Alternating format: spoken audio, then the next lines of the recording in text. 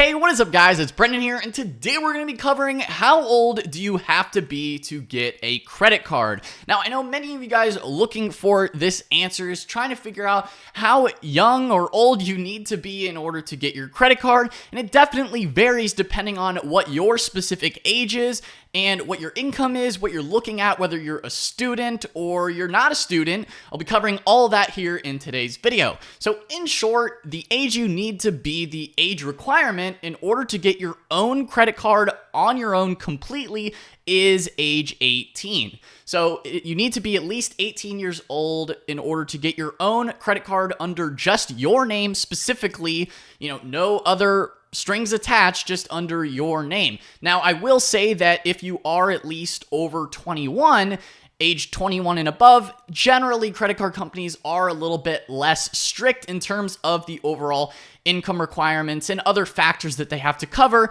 if you are between those ages of 18 and 21. Say, for example, maybe you're 19 or 20. Now, if you're under the age of 18, you can still have another option. There is an alternative option as well. You can look into becoming an authorized user or having a co-signer. Now, some of these requirements do require you to be at least 13 or 15 plus to become an authorized user. But basically what that is, say, for example, you become an authorized user on one of your parents' cards, then you get the ability to then make purchases on that credit card.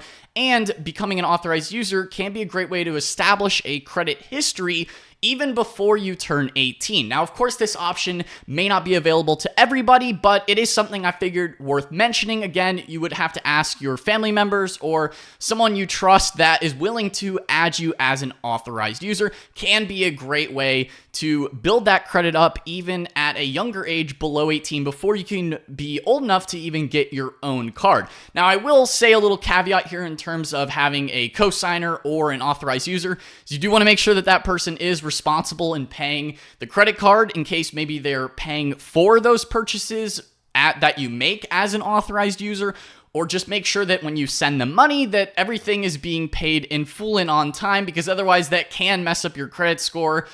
Before you've even turned 18, just make sure you 100% trust that person that is making you that authorized user. Again, it is just another option that you do have. Now, if you are at least 18 or even 21, you can, of course, get your own credit card. That's how old you need to be. Now, in terms of the overall application process, what does that look like? What are some card options? I'll be covering that here as well. So in terms of your overall income, credit card companies want to see that you at least have some sort of stable income. Now, this can be proven in multitude of different ways. Of course, whether you're a student in one hand is one option, or if you are just working, maybe you're not a student, maybe you aren't a student at all, and there are other options as well. Now, in terms of income, it does help if you have, of course, full-time income. Now, if you are currently in college, or maybe you're just starting out and you don't necessarily have a full-time income yet, you can also still utilize a part-time income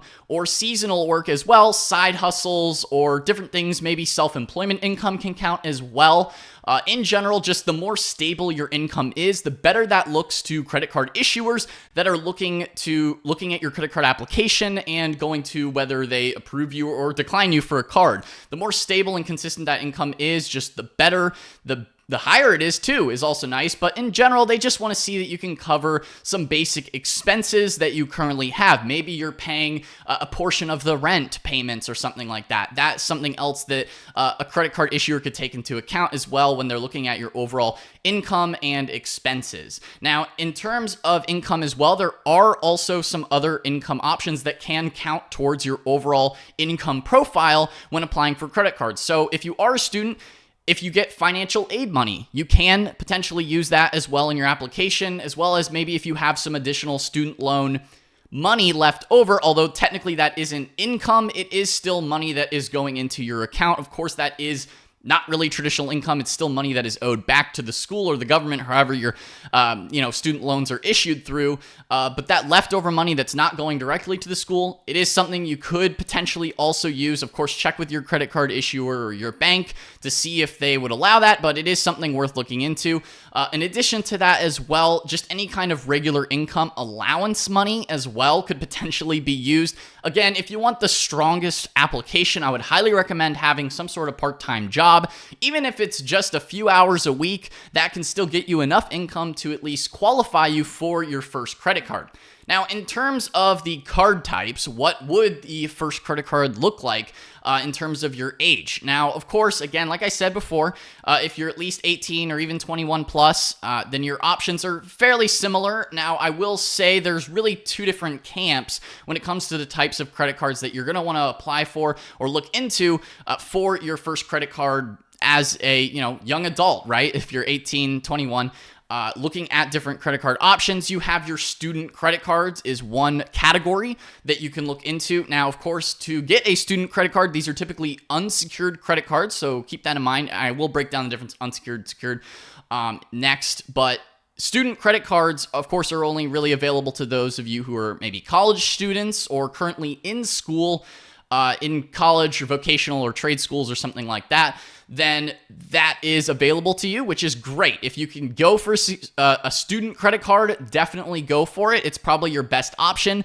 Typically, they will have higher credit limits as well, which will just overall help your overall credit profile when you're just getting started. Again, this does still sort of come back to income. So if you have more part-time job income, that looks better on your application. It will help you get approved for more overall credit limit as well. So that's something to keep in mind. Now, in terms of another potential credit card that you could go for is a secured credit card. Now, a secured credit card is great if maybe you're not in school, maybe you're not in college, you don't have the whole student status, then what you could do is go for a secured card. Now, secured cards are actually even easier to get approved for than a student credit card because it is secured. So what is that difference there between an unsecured and secured? So student credit cards typically are unsecured, which means that you're not having to put any money up front in order to secure the card. With a secured credit card, you have to make at least, generally, they're typically like a $200 or a $500 deposit that you make to the credit card issuer or maybe your credit union, your local bank that you currently are already banking with. You make that deposit and then basically they hold that money, and anything that you spend or purchase, then they have sort of a safety net to cover in case you maybe didn't make your credit card payments, or maybe if you went in default or something like that. Of course, you're not going to do that. You're going to make sure you pay your credit cards on time and in full so you can get a good credit score. Make sure you pay your credit cards on time and in full and treat it really as if it was a debit card. Treat your credit card as if it's a debit card and just make sure you have the money to pay that at the end of the month or when the statement cycle renews. It's definitely important to keep in mind there. Now, in terms of alternative options from a student card or secured card, you could also look into the Pedal card or a Chime card. Those are some maybe alternative options. I know some other banks, maybe SoFi as well, do have options that you can use in order to build your credit score, maybe with a debit card or something like that, where you don't maybe have the same risk level with a credit card. Of course, credit cards are a great way to go in terms of opening the doors, in terms of building your overall credit score for the future. But you can, again, look into those alternative options. Some of those smaller banks and issuers do have those cards that have a little bit different rule set from a traditional bank issuer and credit cards, such as the ones I mentioned here with traditional student credit cards or even secured credit cards. Of course, in terms of where to go for those, definitely look at your local credit unions if you're already with one, or even just your current bank. For me, I was banking with Chase in college, and that's what I was using, but they didn't have a student credit card at that time, so currently they do have the Chase Freedom Rise, which is a newer card, but I ended up going with Wells Fargo, who had a student credit card. So really, it's worth looking at different banks, different options. Maybe if you don't get approved for one, apply for another. Ultimately, at the end of the day. Now, in terms of some other tips and recommendations, I would recommend going and doing your first credit card application in person. that helped me a lot in terms of talking to the banker. They can give you some additional tips. Maybe if you don't get approved, hey, how can you help get approved for the next time you try and apply? You can always apply again in case you don't get approved on the first time around. They give you some additional tips to, in terms of what they can count for income or not count for income overall to help you get approved. It's just a lot simpler and a lot easier. You just have a lot better chances of getting approved, potentially applying in person. You can talk to somebody directly and they can help you with the application to make sure that you put in that information correctly and putting in that information in the best way possible to put your best foot forward to help you actually get approved for that card. They want to help you at the end of the day. So in comparison to maybe applying online and then just getting a rejection email and not knowing what really happened. And so, I would recommend doing that just as an additional tip. Is to apply in person. It can help talking to someone, of course. So really, that's the gist of how old you have to be to get a credit card. Of course, make sure once you get that first credit card, pay on time in full, and that will help your overall credit score. Of course, if you have any other questions, comments, leave that down in the comments section below. I hope you guys found this video helpful. I do plan to upload a lot more credit card type personal finance content. Of course, this channel does have a lot of e-commerce, business, and other personal finance content. So I'm just kicking it back up with more personal finance type content, again, with credit card content as well. Of course, that fits right in there with personal finance. So guys, if you enjoyed this video or found it helpful, be sure to smash the like button, hit the subscribe button as well, and notification bell so you're notified whenever I upload a new video. But anyway, guys, that is all for today's video, and I'll see you in the next one. Peace out.